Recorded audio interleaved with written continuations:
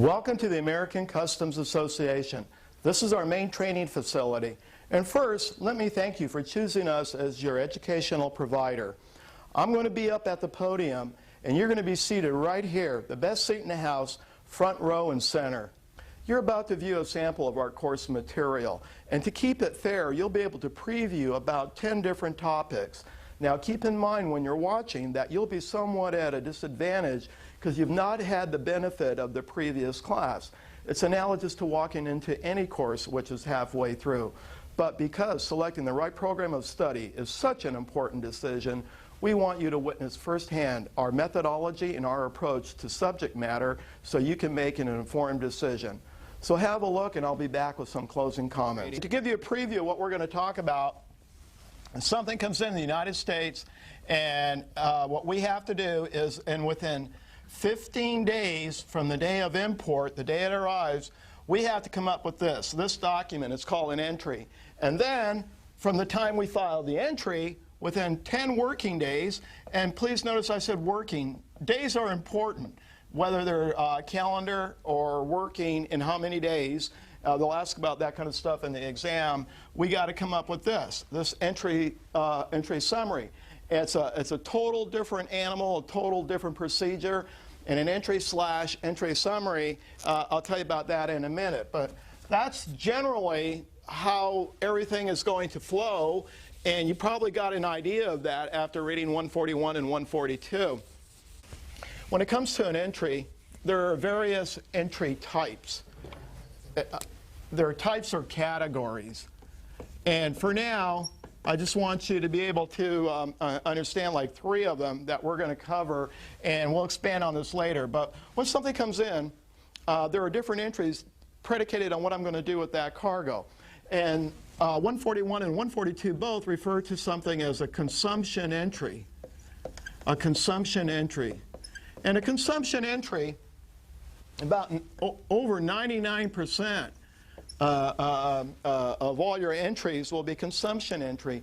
And as the name implies, this product is being imported into the United States to be consumed into our economy. In other words, I'm going to buy it and I'm going to put it in my house. I'm going to buy it and I'm going to manufacture it. This product is going to enter our commerce in one way or another, and that's what just about all entries are. However, sometimes not all product entering the United States will enter into our commerce. For example, we also have something called warehouse entries, and we'll talk about warehouse entries later. An entry can be a warehouse entry, and basically, just to give you a preview, here's the United States, and a guy imports something in, and he's not quite sure what to do with it yet. I don't know, maybe there was a company in China, and they were going bankrupt, and they were just unloading all their merchandise, so this guy brings it in, and he's just going to store it, and I don't know what I'm going to do with it yet. Some of this merchandise I might find a buyer for in Europe, and I'm going to send it out. Some of this later on I might bring into the United States and sell it to a guy in Denver or something. And then when I pull it out of the warehouse, then I'm going to have to do another entry, this consumption entry, because now this merchandise is entering into the commerce of the United States. But if I just bring it into a warehouse, it really isn't in the commerce of the United States, as long as it's in a bonded warehouse. A little bit more on that later. Actually, a lot more on that later, but just know that that is a type of entry that I can do. Not everything's going to be consumed into the United States. And then the third entry, just to be aware of, we also have entries that are considered to be transportation entries. And a transportation entry, it really doesn't enter the commerce of the United States either. A transportation entry can be used for a lot of things. For example, let's say there's a boat, a product is leaving Europe, and it's destined for Japan. And rather than having that boat go all the way around Latin America or through the Panama Canal, the exporter could elect to say, I tell you what, let's take it to New York, and when it gets to New York, put it on a train or something or a truck through the United States, and then when it gets to Seattle, then another boat will pick it up and take it into Japan. So as you can see, this product, this merchandise, is not really entering into the commerce of the United States, is it? It's just passing through. And we have to somehow accommodate this movement within the United States. We can't just let anything go. We have to account for it somehow. And for that, we can do a transportation entry. And plus, we can do a bunch of other things with the transportation entry. But for now, just be aware that when we talk about entries, that there are basically three types: consumption, warehouse, and transportation. As you know, today we're going to talk about Part 134 of the regulations, and we're going to talk about country of origin marking. And actually, after you've done your reading, you now know that it's a requirement that all articles imported into the customs territory be marked with the country of origin. And we mentioned that in our last class when we talked about examination. One of the reasons that we want to examine is to verify marking requirements. But actually, what's interesting is this law is in the customs regulations, but that's not where it originated from. The marking requirement complements the use that customs has for it. But the law originally came from another law that states that basically we as Americans have a fundamental right to know where a product came from before we purchase it. We may want to support a particular country, or we may not want to support a particular country. And if it's not marked at all, then we can go under the assumption that this is a product of America. But anyhow, it does work into the role for our purposes and for U.S. Customs.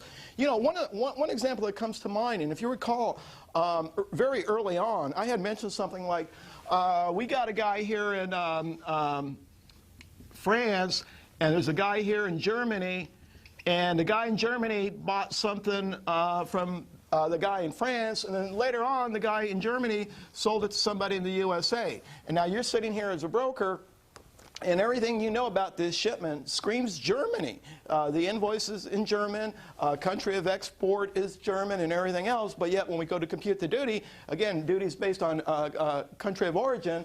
We're going to have to calculate duty on a product from France. So how do we know? Well, one of the tools that's available for us is we could actually go out and look at the cargo itself, because it should be marked with the country of origin. But there's a variety of reasons besides that why the product is going to needs to be marked with the country of origin. So again, country of origin, we said earlier, is where the product was made, mined, grown, manufactured, or underwent substantial transformation, just for a quick reminder. All right, and what we'll do is, what I'd like to begin with is to talk about the requirements of the product itself. What are the requirements when they mark it? So we'll just call this requirements. And don't forget, if you have not already done so, in the corner of your notes or something, write down Part 134 and do that on every page. Okay, so the basic requirements for marking are as such. It must be permanent. Okay? What's considered permanent? Well, you know, it's like this. If I have a machine and they take a big stamp and they stamp into the side of the machine, made in Korea, obviously that's permanent. What about if I take a metal plate and I take a metal plate and I write made in Korea and I rivet that plate to the metal? Yeah, that's permanent. But some people will go, well, you know, the importer could take a screwdriver after it gets here and pry that off. That's okay. What you're going to find out is, as we go along, the intent is for the ultimate consumer, the ultimate purchaser, as long as he's the guy that understands and knows the country of origin when he buys it. So it has to be permanent, so it has to reach the ultimate consumer. It must be legible, not like my handwriting sometimes. It's got to be legible, meaning that it can't be too faint, it can't be too small, it can't be blurred, and it must have contrast. And by contrast, what they mean is, if, for example, if I were to import in this white board, and with white lettering I said made in China, that wouldn't cut it. You can't have white on white or black on black. You need to have some kind of contrast. The other requirement is that it must be conspicuous. Conspicuous, meaning that you should be able to see the country of origin in the course of normal handling of that product. In other words, imagine you're at the Walmart or whatever, and you're reaching off of a shelf to buy a product. You should readily be able to see the country of origin of that product if it's imported. Or in other words, if you have a large widescreen TV, you're not going to push it on its side and look underneath the bottom of the stand and see a little sign that says, you know, made in Japan or something like that. Some other requirements are that it must be in English.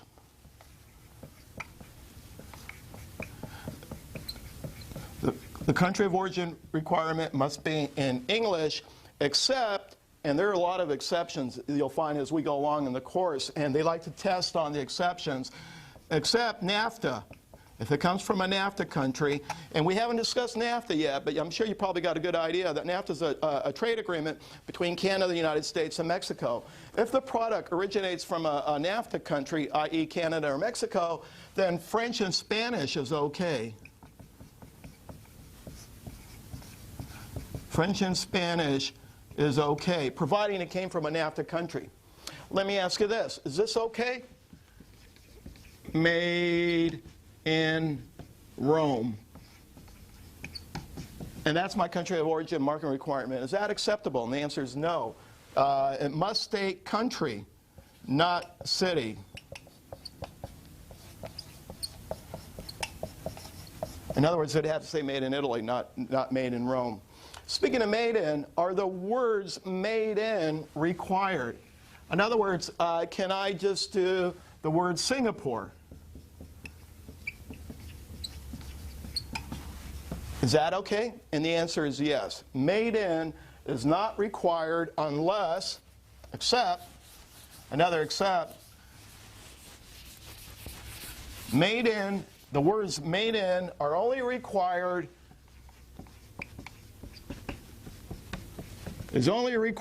if it is next to a U.S. locality. I'll explain that in a minute, just write it down. A U.S. locality or a trade name. Meaning this, if the article that you're importing in has any kind of U.S. locality, for example, if I import shirts in from China and the shirt says Big Apple, New York. New York is a U.S. locality, therefore now the words made in are required. And if I import a hat and the hat says Ferrari or something like that, then also made in is required. Trade names we're going to talk about a little bit later on. We group it all together on what's called intellectual property rights. And we'll talk about trademarks, patents, and copyrights, all that business a little bit later on. But basically, I cannot build a computer tomorrow and start selling it on the market and calling it IBM or Gateway, right? Because somebody else owns that name. A trade name is a name in which somebody actually owns. U.S. locality, it could be a state or a city, and any kind of a trade name, the words made in are required. However, how about this? Can I abbreviate? Can I use abbreviations? And they do ask about this on the exam. Can I abbreviate the country of origin? And the answer is yes, but it's a limited yes. There are certain exemptions. For example, I can do UK for United Kingdom, and also I can have a variety of spelling in very limited use. In fact, they are outlined in your regulations, and I'm looking for it. 134.45. 134.45. Write that down in your notes. And if you look there, it'll give you a list of a few approved abbreviations and variations of spelling. For example, instead of Italy, they accept Italia. And Brazil with either an S or a Z, and just a couple. But just know that all the approved abbreviations and variations of spelling are in 134.45, okay? Let me ask you this. How do we handle, well, let's do that. I just told you that every article imported into the customs territory of the United States is required to have the country of origin marking on it. And as soon as I tell you that, now I'm going to tell you except. And it's important that you know the exemptions. Certain things are exempt from marking, from CO marking. And again, I'll just abbreviate country of origin as CO, okay? First of all, American goods returned. And also, I'm going to abbreviate that just as AGR. American goods returned. Obviously, if I take an American product and I ship it overseas and it comes back, for any reason the guy rejects it, it didn't work, he's sending it back to have it repaired or whatever, Customs is not going to stop it at the border here in the United States and go, hey, you know, you didn't pass country of origin marking requirements. Another exemption are products from our insular possessions. And we'll talk about insular possessions later on in the course when we talk about the harmonized tariff. But that would be like the U.S. Virgin Islands, Guam, Midway, Samoa. They're not part of the United States Customs territory, but they do enjoy a lot of the same benefits as though they are part of the U.S. Part of the U.S. Customs territory. Forgive me. Transportation entries. And I'll explain that in a minute. If you recall, basically we said there are only like 3 types of entries in the beginning. There are consumption entries when something's coming into the United States to be consumed into our economy. We had warehouse entries where the importer may not be sure what he wants with that product yet, and he can kind of put it in a warehouse. And we'll talk about all those entries later in the course. And also had made mention about a transportation entry. So if this is the United States, and I think I mentioned to you, there might be a guy in Europe with freight going to Japan, and instead of going around the Panama Canal, he's just bringing it into New York, and he's going to truck it right across New York, and as soon as it gets to, let's say, Seattle or San Francisco or something, then he's going to put it on another boat. So the merchandise is just passing through. Or for that matter, you know, we could have a Mexican freight going to Canada, and the only reason it's coming to the United States is just to pass on through. It's a transportation entry. We're going to do a transportation entry because we have to account for that movement somehow in the U.S. We just can't let stuff come in. At any rate, if something's coming in on a transportation entry, it is exempted from the marking requirement, which makes sense because we don't really care about whether it's marked properly or not because it's not going to enter our commerce or our economy. And the other exemption from the marking requirement, and this is a very important note, please make sure you follow this, something called articles on what we call the J list. The J list. And J list gets its name because out of the Tariff Act of 1930, Section 304J, it lists a bunch of things that are exempted from marking because they are deemed incapable of being marked. And actually, it's in 134.33 of the regulations. Make a note of that and actually go to 134.33 and make a star on that page or paper clip it or something for the exam, because invariably if there's going to be a question on the exam regarding country of origin, it's going to be an article that's on the J list. So what are those things? You can look at the J list. I want you to look at the J list. But for now, it's the kind of things that might make sense. For example, fluids. How are you going to permanently, legibly, and conspicuously mark a fluid? You can't. Rare oil paintings, right? And if you look at the list, I'll have a series of other things. Eggs, live animals, gravestones, a tombstone. Can you imagine made in China on a tombstone and it has to be legible, conspicuous, and permanent? Wouldn't work. So there know what that J list is. And there's an old exam question that comes up from time to time again, and make sure you're really familiar with that J list, all those items. It's kind of a lousy question. It asks you whether or not theatrical effects are on the J list. And if you look at the J list, you won't see it unless you look under effects, theatrical. So just, you know, make sure you're familiar with that list, or if you do get a question on the J list, please take your time and review it very carefully. Okay, there are other items that are also exempted from marking requirements.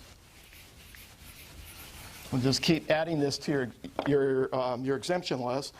I mentioned fluids a minute ago. If container is marked,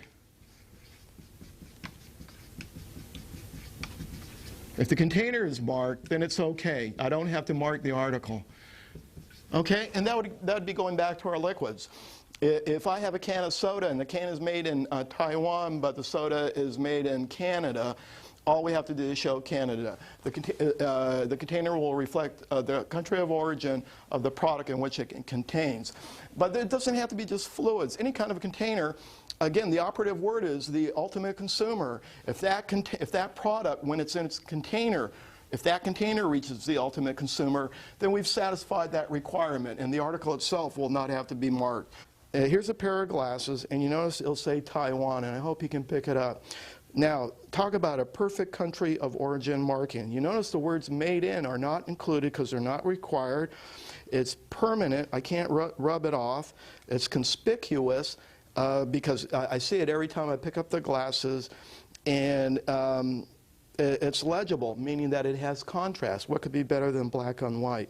Another thing that I just came across when I was over at the local supply store, if you can see this pin, this is a real good example for two reasons. You notice that it says made in Germany. Now, what the significance is that Mont Blanc happens to be a trade name. And because it's a trade name, the words made in are going to be required. And this is also an example where the container is marked with the country of origin, but not necessarily the product, as long as the container reaches the ultimate consumer. Two real good examples of country of origin marking. Both manufacturers did a good job. Okay, look at this question. Not only is it a good question, it will show you how well Customs writes their questions. And it's really pretty an easy one. It says, I have bovine leather. That's what the question tells me. It says you have bovine leather. Customs exam, actually gives me my tariff number.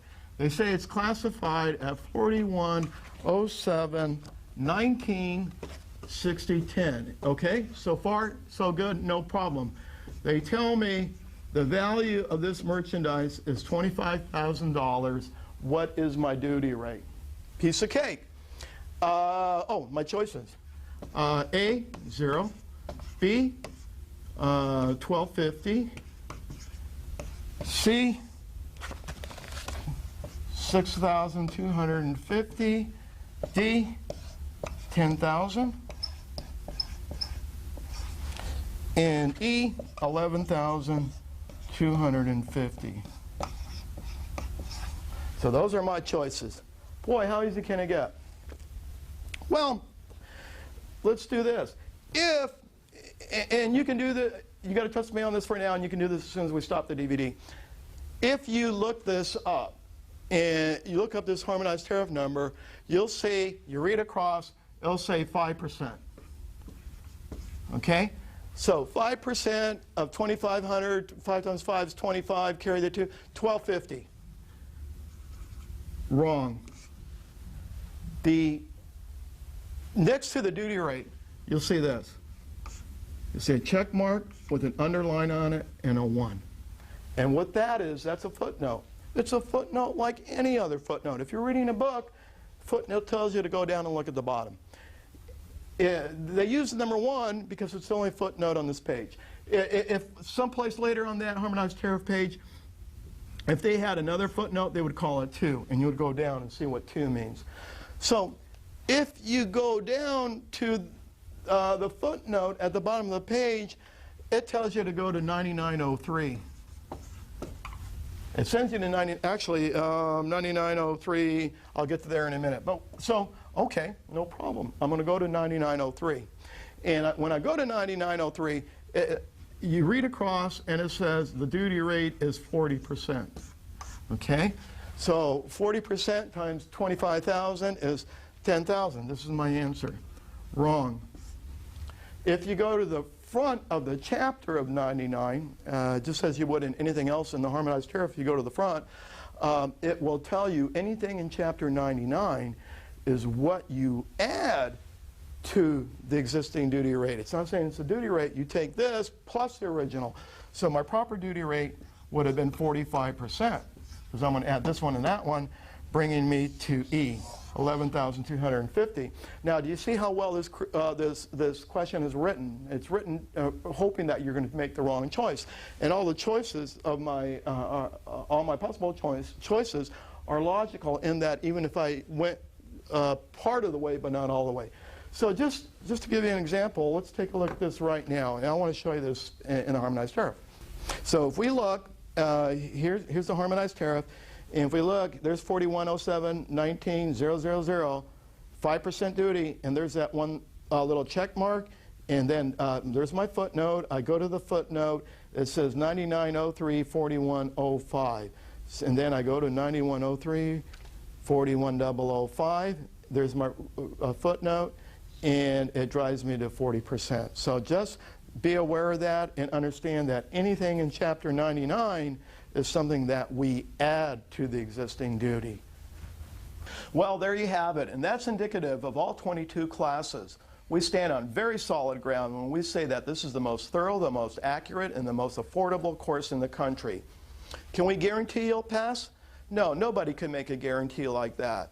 But what we will guarantee are two things. One, if you take this course and you follow our instructions, you'll be more prepared than anybody else in that exam room. And two, a custom house broker license is something that will change your personal, your financial, and your professional status in life. Choosing the right program of study will make that a reality. Thank you.